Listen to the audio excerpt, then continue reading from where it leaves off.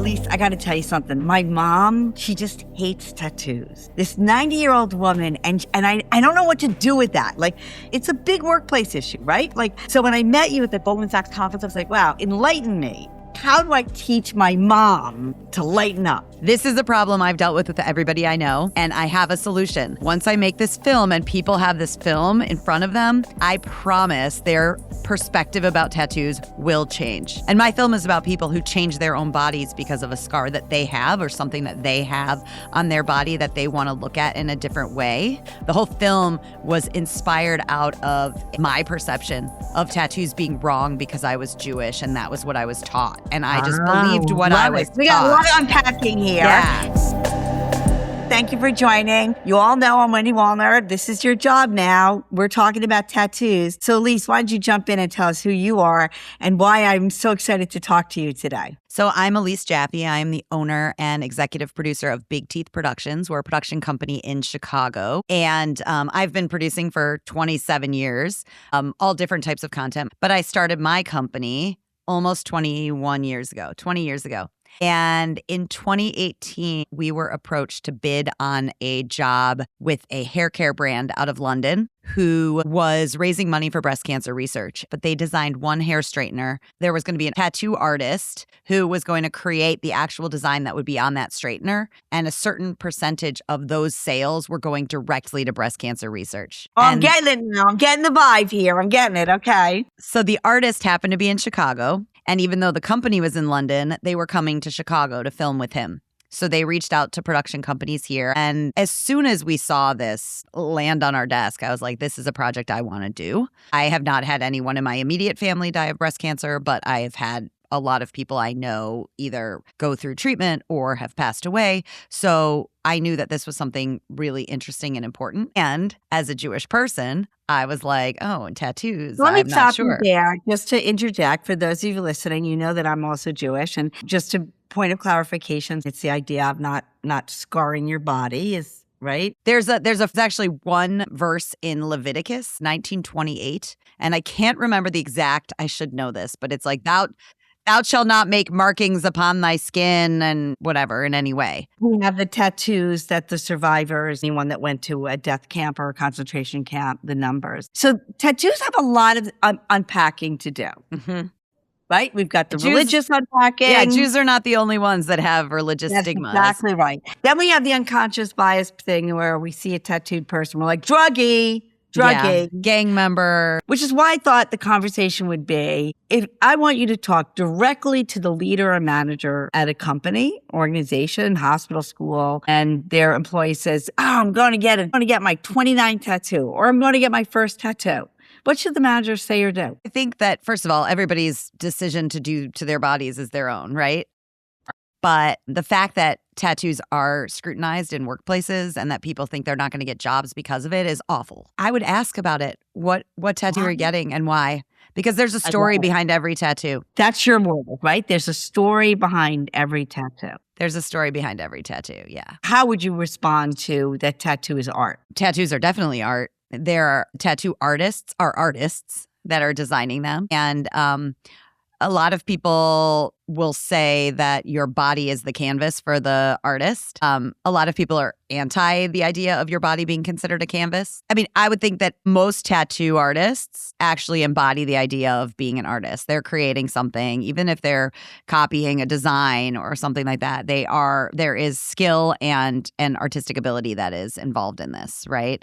And what's art to somebody is not art to someone else. And like in the kind of tattoos we're talking about in my film, there's an art therapy angle to it as well. Like we have art therapists that are in the film talking about using tattoos as a means for healing. So if art therapists consider it a way to heal and they're focusing on art, then that's an even more of a thumbs up for it being considered art. So, and that's why you did the documentary, to really educate people on the skill and the art of tattooing. Is that right? Yeah, so I made the film to really change people's perspectives on tattoos and see them as a form of healing for people. And what was really interesting as I went down the path of learning about this, like about tattoos in general, is that tattoos have been used for healing since the beginning of time, or since the beginning that we've ever seen a tattooed person, a mummy or a Otzi, this Iceman that was found in the Andes, they have been used for healing. So this is not a new concept. And this is way before people thought, oh, they're just for sailors, they're just for gang members, they're just for branding, like,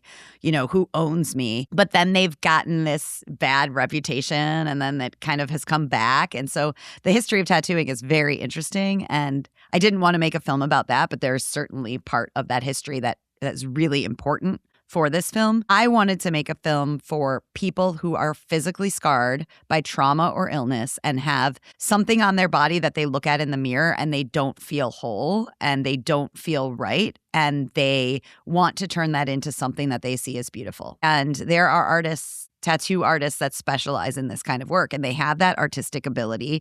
They have this skill because it's not easy to work on scars, and you have to know how to work on scars. You can't just go to any artist and assume they're going to be able to do it. And they also have this empathy and this ability to listen, because if you think about it, I assume that you don't have any tattoos, but maybe I shouldn't assume. So when you're sitting in the chair or on the table being tattooed, especially if you have trauma, especially if you have a scar, something's going to be unlocked.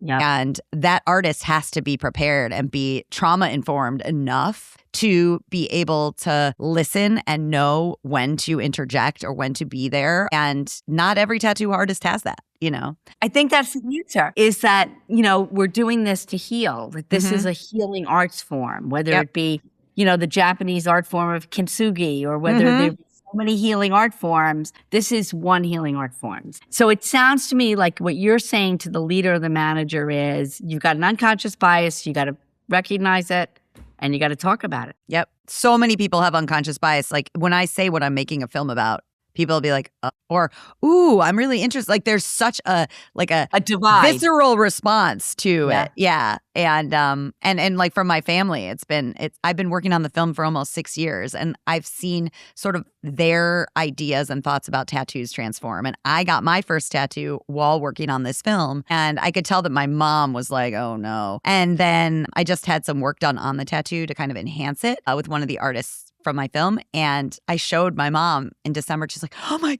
God, it's beautiful. And so that's one person that already has their perspective changed, I always say that it's sort of that, like, women in their 50s to 60s probably that were like raised as like, okay, I'm going to do what my parents told. I don't want to isolate women, but I do think that a lot of it is a female thing. Oh, we're good girls and we do what our parents tell us and we're not challenging. And today's generation, because I have a teenager, there's a lot of like pushback of, but why? And wanting to understand.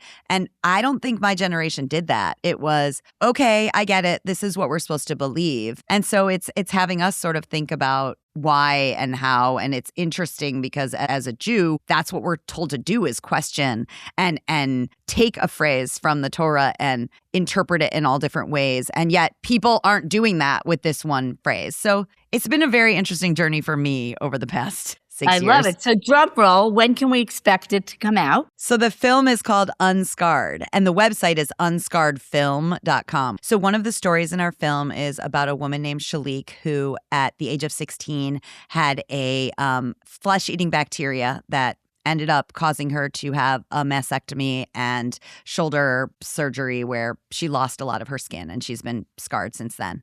And in her 30s decided that she wanted to get a tattoo to cover it. So it's been an incredible experience getting to know her and watching her transform throughout this process. I hope it will be done this year, but okay, fingers crossed. The problem with making a documentary when you own a production company is it is all based on grants and donations. And we have done this whole film for a fraction of the original budget that I anticipated because we just didn't have the donations, and we still need money to finish it. Right now, we can work on it when we have the time, but a lot of the things we're doing at this point are out-of-pocket costs. So my company internally can't do it. It's the color work, it's the music and the scoring. And so I have great relationships with people that are helping me to get it done no matter what. At least you talk bootstrapping. You're bootstrapping. But, oof, yeah.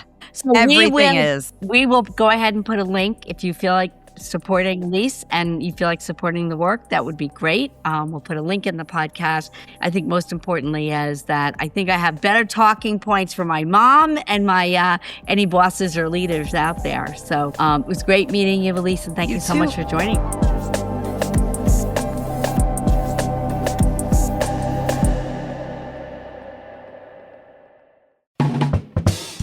Thanks for listening to This Is Your Job Now, produced by me, Kai.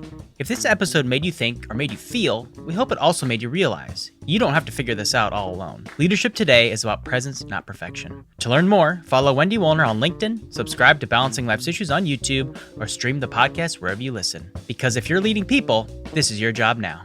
Anything else to add, Miles? Yeah.